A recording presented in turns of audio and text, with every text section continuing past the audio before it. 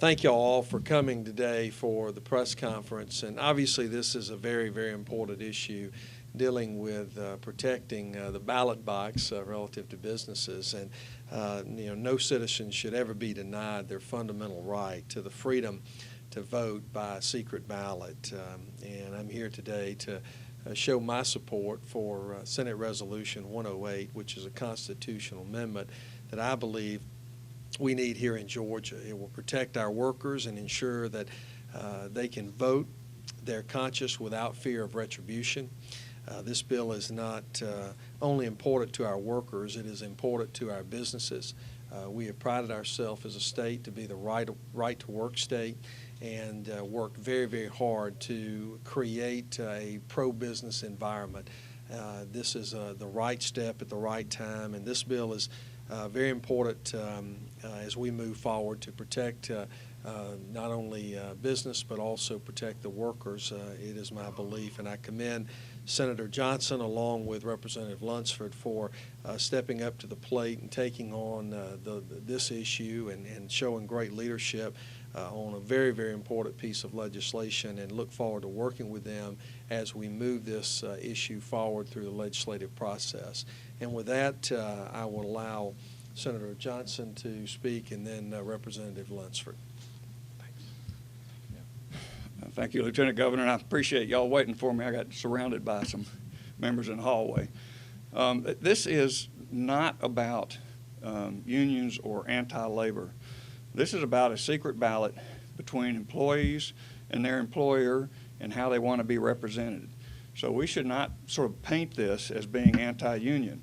Unions can and are in Georgia, and can and will form in Georgia when it's justified. But we want to make sure that it's a fair and balanced plane that the employee is on. No intimidation from management, no intimidation from labor unions. Let them make the decision who wants to represent them. You know, we're in tough financial times, and we need to make sure that when we come out of this, whenever that is, that Georgia continues to be an attractive place for business to operate and create jobs. And I'm afraid that if we allow the playing field to shift to the labor side of it, that people will find another place to do business.